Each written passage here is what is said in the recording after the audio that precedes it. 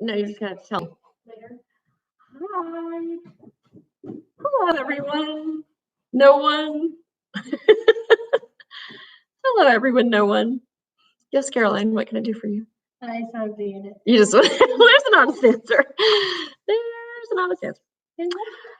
There's un persona. Uno persona. Good morning. Good morning. Good morning. All right, Caroline, you're distracting me. So can you? Yeah. Toodles. Toodle-oodles. I don't know if I was so clear about the fact that I'm doing this every day at 10:30, but I'm doing this until further notice every day at 10:30.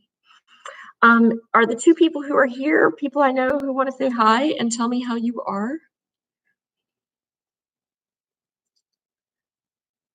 I can tell you how I am while I'm waiting for y'all to populate a little bit. I'm pretty excited about today because I have a lot to tell you. And it's just like class in that your questions yesterday have kind of guided me. Hello, Smith. Hello, Caroline. They've guided me to look into what it is y'all are talking about.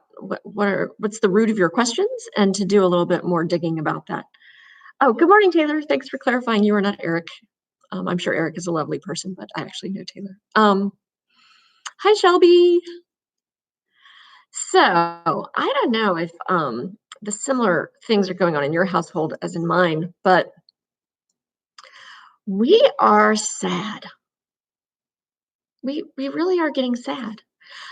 Because, well, I have an 8th grader, so, she had expectations about what her spring semester of her 8th grade year were gonna be like.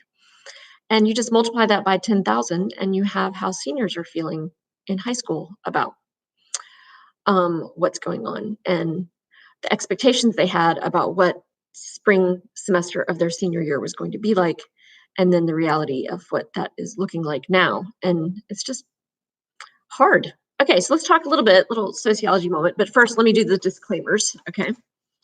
So the regular disclaimers apply. This is not a lecture for class. There will be no assignments or grades related to this content. This is not official WCPSS news or policy. This is not a vanity project. This is not a well-packaged, prepared, high-quality production, okay? This is from the heart, and me hoping that the gifts I have can help other people in their real lives. It's also trying to make a case or demonstrate how social studies can help you in your real life and be of practical benefit. And it's also a way for you to be about 3 days ahead of where everyone else is in their thinking about this crisis. And these are the disciplines that we are using in our discussion. Okay, so Smith and I are on the same wavelength in terms of thinking about long-term implications for. Good morning, Mackenzie. I appreciate you guys who are like tuning in right as rain. It's really nice to see you all every day, that you're able to make it. No pressure. Just all right, so let's talk a little sociology moment about what is going on here. In our culture, and your culture is all the learned behaviors that you have associated with how you live. We've created these things called rites of passage, right? And rites of passage are these rituals that mark a person, an individual's movement from one stage of life to another. And it's an opportunity to really celebrate the individual and their accomplishments and collectively and culturally mark that transition. And 12th grade graduation from high school is a huge rite of passage, okay? And we all have expectations as individuals tied up into going through that rite of passage and all the build up to it, right? Senior spring break and prom and graduation and heading off to college. And so you have had every right to have a set of expectations around that your entire life. And now, good morning, Morgan. Good morning, Anna Claire. I haven't seen you here before. Awesome. And Carson, did I say hello, Carson? I think. And so you have every right to feel extremely sad about your rite of passage time not happening in the way that you have expected your whole life, okay? And we just have to name that. Now, the question is, how adaptive can our culture be? what kinds of rites of passage can we create at this moment that gets at the root of that, which is marking the transition and celebrating the individual. Um, but clearly, our normal rites of passage rituals are not going to work. Okay, us necessarily gathering together for a dance or gathering together in large crowds to mark those rituals just isn't, it's not functional right now. Okay, and things have to be functional in culture to continue. um, so that's kind of our challenge. I'm part of a faith community that's decided that we need to come up with new rituals to mark the important moments in our faith community members' lives. And it's just super challenging because these rituals have been built over millennia. There's a reason why you wear the mortarboard, and there's a reason why you do the things that we do in our rituals. And so it's challenging to think about creating new rituals that will achieve the same purpose. But we need to do that during this time period so that people who are mourning the loss of those rituals have some substitution opportunity in there. So as I think you should give yourself full time to mourn the loss of, or the inability to your expectations to be met. You name that, you mourn it, you need to do whatever that means for you. Okay, you need to grieve it. And then we could invest some time into thinking about what would be an adequate substitute that would be functional for our culture and would also help meet individual needs to have that recognition. So that's a little challenge going forward in the future. Okay, so, and framed by sociology, which I love sociology. Okay, some news updates. Greg Meyer. Greg Meyer is one of my favorite representatives from the state assembly. He represents a district in Orange County, which is Chapel Hill kind of area, if that tells you something. And for the first time ever, I heard him say in one of his updates last night, which you should look for him on, well, he's on Facebook. I know y'all are so big on Facebook, but he said for the first time that I've heard anyone mention that perhaps seniors will be enrolling on North Carolina Virtual Public School to finish their credits and meet the requirements for graduation. North Carolina Virtual Public School has existed for years, and it's an alternative to students who do not attend physically our public schools. And it offers all the courses required for graduation, and it has online teachers. Obviously, that platform would have to be ramped up significantly to meet the needs of all of our seniors statewide.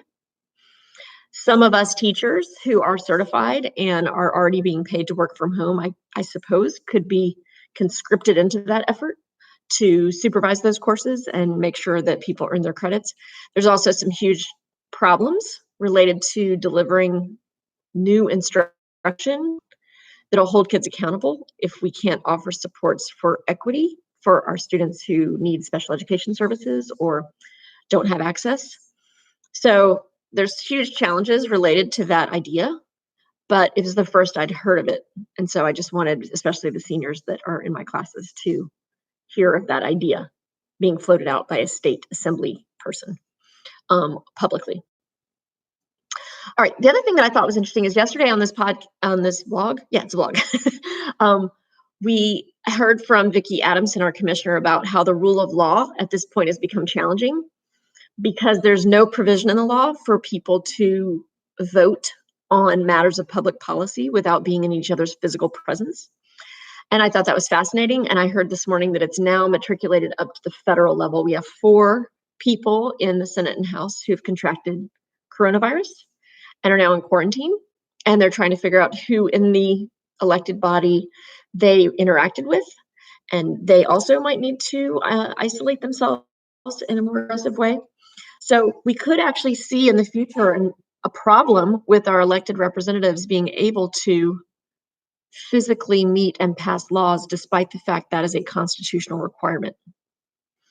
So very interesting questions. Now, one thing Greg Meyer said, and I heard replicated by Senate Minority Leader Chuck Schumer this morning, is they are trying to mitigate the threat of that by, instead of voting all together at one time, they're staggering the voting and giving time for the vote to be held and then coming in waves to vote and then leave the chamber to decrease the chance that they're all in presence with each other and close together. So there's ways to mitigate that risk, but we're also really up against a rule of law issue.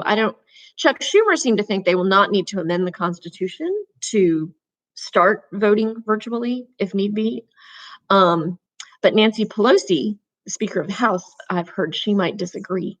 And you know how difficult it is to amend the Constitution, right? 2/3 vote of both houses and 3/4 of the state approval. I don't think this is the time that we're going to be able to pull off a legit amendment to the Constitution. So that's just an interesting thing to keep on your radar about the rule of law. So let's remind ourselves why we have the rule of law. Remember that our founders did not want the rule of man. They didn't want direct democracy. They didn't want people voting on laws because they thought the people were passionate and somewhat unpredictable and somewhat dumb, actually. So they believed in a republic where we elect representatives and the elected representatives and the people. And it makes it very hard to change the law. The law is more stable and static than passionate men below who are making rules just based on how they feel that day. Okay. So we don't want to abandon the rule of law. But because the rule of law can be so static and hard to change, we might be at a moment where our commitment to that principle could be not as functional as it needs to be at this moment, okay? And so our courts might help us navigate how in a state of emergency, we might need to be more flexible under the rule of law. So remember how case law can help establish law in a flexible way if in fact statutory law. So we're getting into the types of law, right? Statutory law is the law passed by the legislative body, signed by the executive. This may not be a time where statutory law is going to be responsive enough to meet the needs of a crisis, and we could instead have case law help us out. So they could hold a vote virtually, and there could be a lawsuit about that, and it would go to the courts, and the courts could very quickly say, at this time, in this state of emergency, we're going to allow that kind of voting to happen under the rule of law. So rule of law review, types of law review, statutory, case, and administrative law. So just a little reminder of those things. All right, finally, some of you yesterday were starting to ask me questions that I was unprepared for related to like anti-Chinese feelings, or are we going to quit trading with China, or anti-China fears about anti-China feelings in the country. And to be honest, I was just a little bit confused about why y'all felt that way. But now I understand that Fred has been tweeting out that this is the Chinese virus. And the power of language, we of course understand that's a sociological thing, by the way, how language frames our sense of what reality is. And certainly the president's language is a norming. It creates norms within the country. In the past, okay? In the past, the executive branch was very careful about the words they used because they understood that they could create new norms, new standards for language within the whole country, okay? And that's why, for example, you would have a president who didn't use profanity, because if the president's using profanity, then why can't a 5-year-old use profanity, right? Well, certainly the tweeting of Donald Trump has led to a new space where the norming of language led by the president has reached a new flexibility, okay? And so calling it a Chinese virus, as he does, tends to create within the public a notion that this germ or viral thing has a nationality attached to it, like a nationhood attached to a germ, like a viral germ, okay? Now, that doesn't exist in nature, right? We have that bacteria and virus and cells, and we've never before tried to assign a nation, a national identity to a biological thing, okay? We don't talk about the Chinese wind or the American flu, okay? It's just flu, and flu travels the globe just because humans travel the globe, right? So this is a strange idea. Now, I have watched some videos that have helped me by Vox. I want to name my source that I thought was really helpful to help us understand why these viruses right now are coming out of China. And of course, it's based on science and government. Okay, in the 1970s, the Chinese people were starving because involuntary communism imposed on the nation was not adequate to feed the population, and many people were starving in China. So they started allowing peasants to capture wildlife to eat and also buy and sell caught wildlife with each other. And that was a way to help feed the population and not bring to bear the failures of the national state to feed the people. Well, over time, they have kind of formalized that as an economic market, and they are allowing these open air, what are called wet markets in China, where they allow you to like breed wildlife and then bring it to an open air market and sell it. And those cages are put on top of each other. And the fecal matter and liquid from the animals on top seeps down to the animals below. And that's how you can get cross species contamination. So this is not a Chinese virus. This is a virus caused by wildlife wet markets where animals are stacked on top of each other. And anywhere that people are engaging in that type of behavior, you're going to get these kinds of viruses like SARS and like coronavirus. So there's nothing inherently wrong with, and there's nothing is particularly nation specific about this phenomenon, except we need to get nations who allow this kind of economic behavior to go on, we need to get them to quit. So there's a way to solve this problem long term with different activities in open air markets.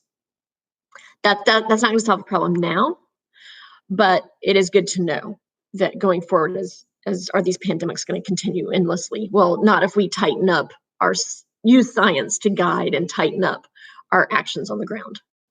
So I hope that helps you understand that little bit we were hearing yesterday about China and its particular degree to which it owns or does not own this virus. And I'm not calling it the Chinese virus, but I am sensitive to the fact that perhaps the United Nations could create a global awareness of why these kinds of economic activities need to cease. Any questions about that? Okay. If there are, just put them in the chat and I will address them later. Okay. Today, what I want to talk about, key concept today. Today, we're talking about, yes, I do, Jessica. I think it would curb diseases a lot because these viruses are hopping species and looking for hosts. And that's just a really easy way for them to do that. Okay. Today, I want to focus on economics. My next couple visits with you are going to be, Jessica, so let me address, Jessica's saying, but since it's a Chinese delicacy type of thing, wouldn't people still do it illegally? They might, but it would be private behavior in their own homes and between their neighbors. And certainly the Chinese government, which is an authoritarian government, could be very effective at shutting down these markets. Okay. And they would be willing to do that because right now China isn't having a whole lot of trouble learning to feeding their people like they used to be. Okay. Those open air markets came out of a need. But in my visit to China last summer, their hunger is not a widespread problem in China anymore. And so they could abandon those wildlife markets. It's a delicacy, right? A delicacy means it's like a luxury, whereas before those markets were a necessity to feed the population. So I have a lot of hope about that issue. Okay, so over the next couple of days, I'm going to be talking a lot more about economics and also the history of the Great Depression as a means of helping inform us about what is going on economically in our country right now. Okay, so today's focus is on economics, and it's an issue called the circular flow of money in the economy. And so this is a graphic that I kind of want to walk you through of understanding the power of the consumer market, okay? In America, we are famous because we have adopted a fairly free market capitalist system of how almost our entire economy is driven by consumer demand, okay? And what this is it's talking about how money just flows constantly through our economy. And a key concept is about the rate at which it is flowing. Okay, so first of all, let me just walk you through the graphic to make sure you understand it, and then I'll talk about this rate issue. Okay, so you have three major institutions that are employing and buying all the time. Okay, we have businesses who are employing people and also selling things. We have government that is always buying things and selling things and employing people. Well, the government's not really selling things, they're providing services. And then we have households that are buying and selling things and providing labor.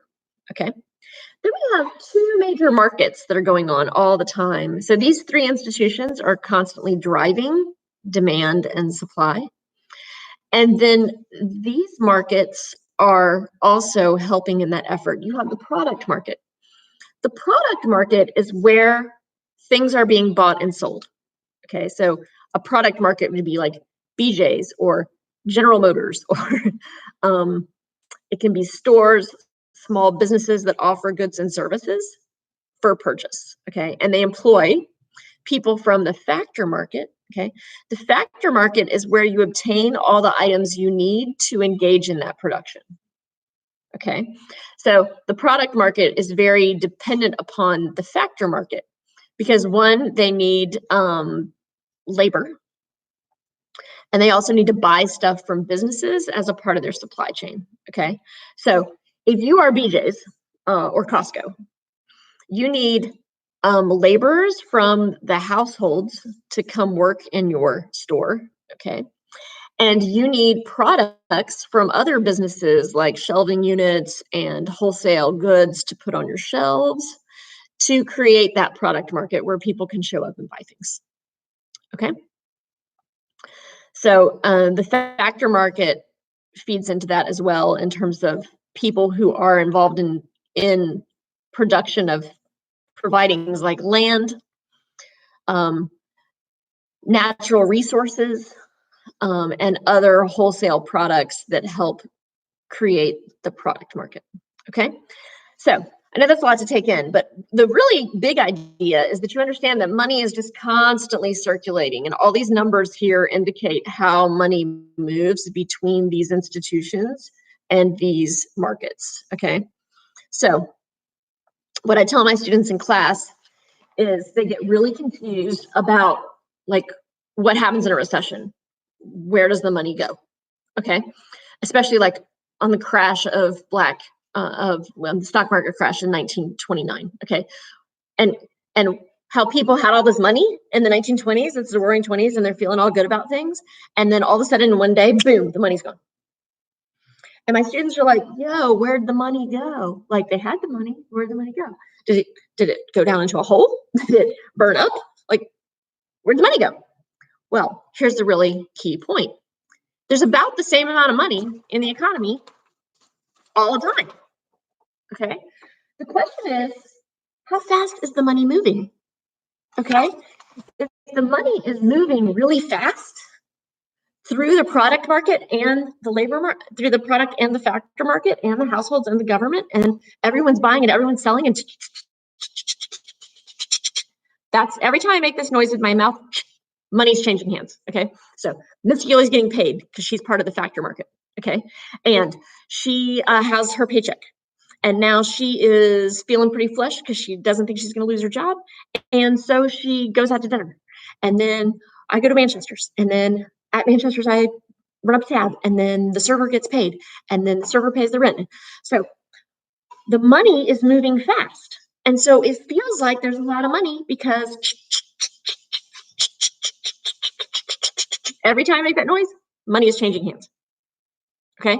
So we just feel like there's a lot of money in the economy. It feels like the economy is going great. Okay. Well, what's just happened, thanks to this coronavirus, is suddenly the money is not moving. Okay, it's just not moving. One, we're not going to Manchester's as much as we used to. Okay, Miss Healy's actually not afraid of losing her job, but a lot of people are. And that's another reason why sometimes it's better to be a civil servant who works for government, because you're less at the mercy of the market.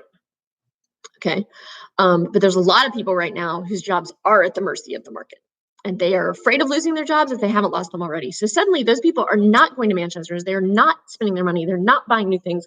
They're absolutely cranking down and holding on to every dollar they have as tightly as they can. Okay. At the same time, there's less opportunity to even go out and be a consumer. Okay. We're not supposed to go out. The restaurants are closed. The bars are closed. I can't even figure out if I'm going to get a hairdresser to address the roots in my head. So still got to call my hairdresser page. So there's less opportunity to even let money change hands. Okay. So we went from last week, the money moving through the economy like this,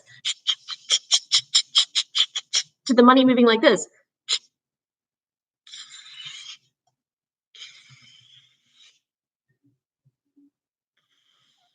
Okay. Now, you don't have to be a rocket scientist to know that that is not good. Okay, that is not good. That is not sustainable. That is not going to help our economy out at all. And that's why you're hearing a Republican, a conservative, suggesting we need to just send everybody a check for $1,000. That is an absolutely rational thing to do. And though it goes against typical conservative philosophy, anybody who knows what I just told you understands we got to get this money moving. We can't be really picky about it. We can't wait. Just this morning, I was hearing about people who work in the restaurant business in Seattle they're down to $100. They don't know how they're going to pay the rent next month. Okay. Also, this slowdown is not going to last forever. Okay. We are going to defeat coronavirus. We don't know how long it's going to take. Okay. It might take us a month. It might take us 2 months. It might take us 3 months. But we can pretty much all agree that we know we can get out of this. Okay. This is not some deep, fundamental, structural flaw in our governmental or economic systems. So we would be wise to create governmental policies that just flood the zone with some quick cash that people will start spending. And I actually agree with the Trump administration that it's just that simple. Don't create a big bureaucracy about it. Don't make it hard. Don't make people fill out a form. No friction. Okay, what we're finding out is when there's friction involved, it makes it much less likely that people are going to follow through and access that. I don't think we need to send millionaires $1,000.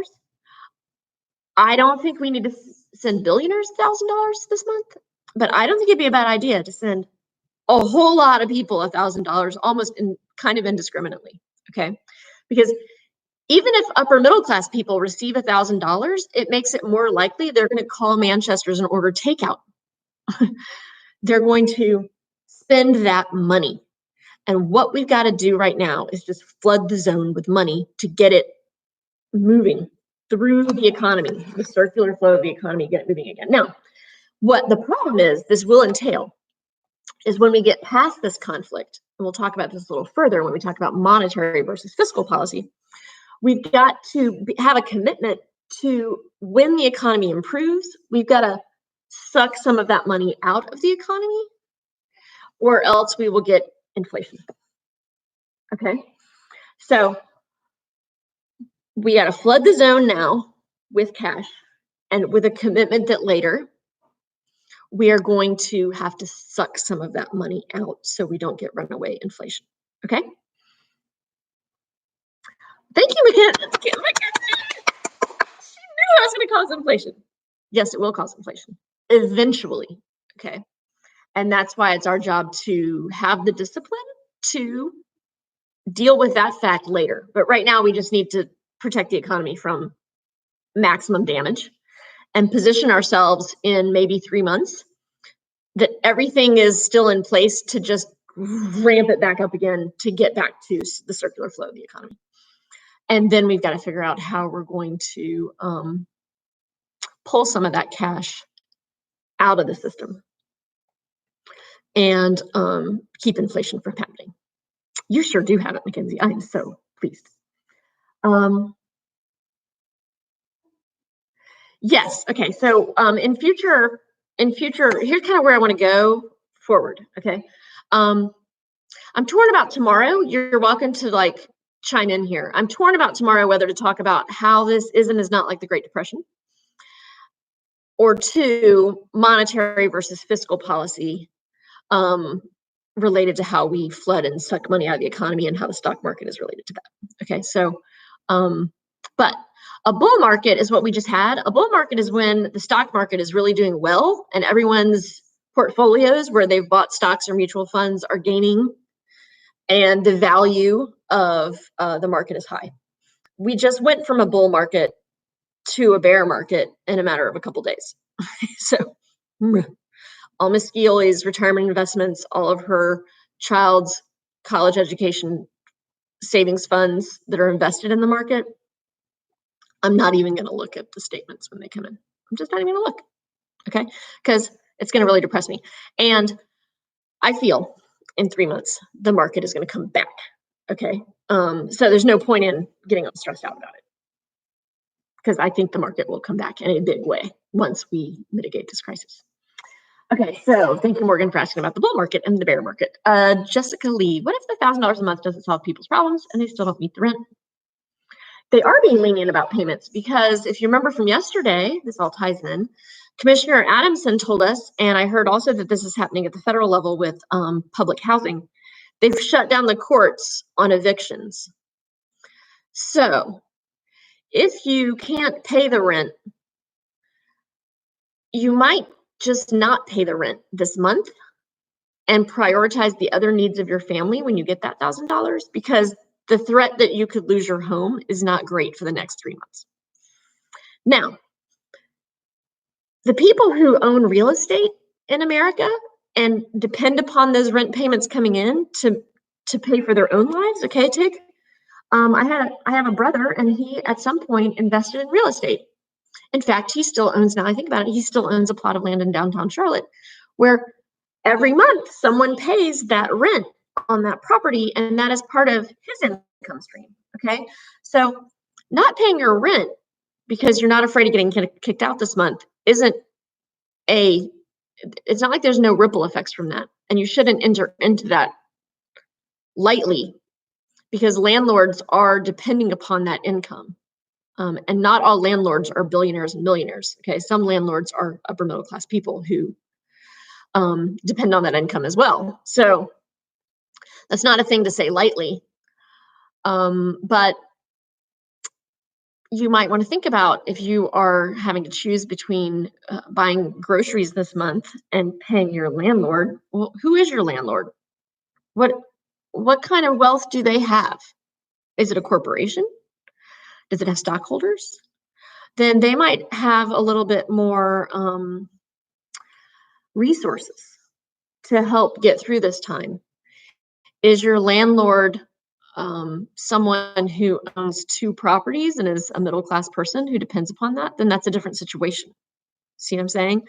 But a nuanced analysis of that can help prioritize. Now, the Democrats are saying we think the $1,000 a month is fine.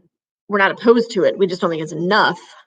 And they're looking at vastly expanding unemployment benefits, and trying to figure out more sustainable systemic ways to guarantee people income in the next few months. But I think both of those approaches are great, and I think that's where they're going to meet in the middle. I think they're going to agree. I pray. They're going to agree on the throw $1,000 out there and then build systems to back that up that are more means tested, and we'll make sure that the most needy people are getting future funds. I think that's the answer for the circular flow of the economy reasons we just talked about. Okay. I hope that answered your question, Jessica, about what is the $1,000 a month doesn't solve people's problems and they still don't meet the rent. And people are being lenient about payments because the courts can't take people's housing away from them right now. They've closed the courts down that carry out those proceedings. Well, I'm excited I've solved some questions today. Do we have any other questions? I don't want to make these sessions longer than they need to be. But at the same time, I gotta work 8 hours today. So I need to account for my time, and there's no more great way to be accountable than this. Will giving people 1,000 and expanding unemployment cause our country to be more in debt? I'm just more confused. I'm just confused about where all this money is coming from. That is a absolutely justifiable question, Mackenzie. Okay. This is going, oh yeah, this for sure counts as work, Suzanne. I agree with you. This is an absolutely critical question because this is going to add to our debt. And as you know, our debt is already outrageously unsustainable long term. Okay. And you hear me preach about that all the time in class, right? I'm not thinking we need to worry about that right now, but I am agreeing with you that as soon as we get out of here, out of this mess, we need to focus in a laser focused way on that issue. Because this really is unsustainable and we have not set ourselves up in a way to be resilient going forward like we need to be. Now, where's the money coming from this moment to fund all this? Okay, great question. That's going to get into the Fed, okay, the Federal Reserve. Right now, a bunch of really wealthy people are looking for a place to put their money that's safe, and the stock market is not the place to put it. So they might be looking for, they can't store billions of dollars under their mattresses. So they may not want it to just sit in a bank because the banks they don't pay very good interest. So one thing you can do is buy bonds.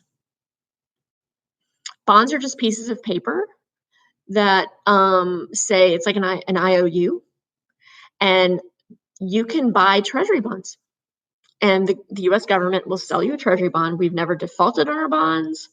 They'll offer you different levels of interest based on the length of the bond and its maturity. And so a lot of people right now might be willing to plant their money in bonds. And that'll basically loan the government money to keep functioning. So. All right, so Jessica's asking, worst case scenario, do you think this will become a purge-like situation? Which sounds really dumb, but violence has already broken out in some stores between shoppers fighting for supplies. Well, remember what the role of government is. The purpose of government is to make life better than survival of the fittest anarchy. Okay? And so we have a government that is capable of maintaining order to the greatest degree possible. And we will all be better off. I think we all inherently understand that. We will all be better off if we cooperate under government than go our own way into anarchy. Because very few people are going to win under anarchy. Children, the disabled, women, elderly people. If we're doing some fight it out in the shopping aisles, whoever has the biggest gun gets the toilet paper. Okay. A lot of us know, the vast majority of us know that is not in our self-interest. So no, I think that we are all going to understand that we need to cooperate as much as possible with government. We have elected officials who are helping guide governmental decisions, and we need to remain invested in this government. And we have the National Guard, we have the US military, we have the National Guard, we have local law enforcement agencies all across this nation who are committed to making sure that a anarchy does not happen. Okay. But they really, really, really need the cooperation of all of us citizens who understand that we're all better off under government. That is what political philosophers decided. Hobbes and Locke. Hobbes believed in an absolute monarchy. Locke believed in a government that protected your natural rights. And as different as they were about the type of government they thought we should have, we all agree we're better off under government. So that's why I'm not worried about violence breaking out, because our mutual survival and existence depends on cooperation. Now, Also, I think it's very, very important that we do see a light at the end of this tunnel. We don't have to hold this together forever. We have to hold this together until. And so that's a really big difference about this crisis versus an unknown. I mean, think about the nation during World War II when we were fighting the Nazis and the Axis powers. We had no idea how long this war was going to last. We had no guarantee that we were going to come out on the other side of it as the United States of America under republic participatory government. Okay, we are so much better off than we were at so many other critical times. Think about the Civil War. We had no idea how that conflict was going to end. So we are so much better off in this crisis than other significant crises we have faced in the past. So we just got to hold it together. All right, Morgan Hickey. I have a friend whose dad used to work high up in the military, and he was saying that the government can enact martial law to keep us in our homes. Is this a possibility? It absolutely is a possibility. During the Civil War, Lincoln, remember Lincoln? Everybody loves Lincoln. He declared martial law in the border states. So it's always a possibility. Let's make it not a necessity by everyone cooperating. Cooperation can win this over coercion. Remember what we talked about the other day about the 5 ways of social interaction? We should not require coercion. Okay, coercion is when you force people into compliance with physical force as an option. That should not be required. It'll be very expensive and it'll be disconcerting. We need to operate on a basis of cooperation. We have a common goal. We have the common good. We know this is only going to last so long. So we should not require the military, the Department of Defense. We should educate. Everyone teach one about what we're doing and why we're doing it and why we should all do it at this moment to make it go by as quickly as possible. And then it'll be the least expensive and we can move on with our lives. So martial law would be a failure to educate, I think. Oh, I'm so glad. Susanna's saying that as a parent of little kids, this is quickly becoming a huge daily dose of sanity and reality and history. I am so glad, and I'm so thrilled that if anyone is finding this helpful and useful, and it's giving you a greater sense of peace and tranquility in a very trying time, I'm so glad to hear it. And I just hope that it'll continue to serve that purpose. Okay, any more questions before we wrap up for today and go do all the good things that need doing around our households or in our yards, or and will you please help share or spread some of this knowledge going forward? That'd be great. Okay. I'm gonna give it just another minute. Looks like Mackenzie's ready to move on, and I'm good with that. I am good with that. You're very welcome, Mackenzie. I feel like we did good work here today. We covered a lot of topics. So let's wrap it up. I look forward to seeing you tomorrow, 10:30 a.m. It'll be Friday. I'm not doing this on Saturdays and Sundays. Okay, so I'll see you tomorrow. And I didn't get any feedback about what you want me to talk about tomorrow, so I'll just talk about something. Okay. Much love to you all, good people, and I will see you tomorrow. I look forward to it.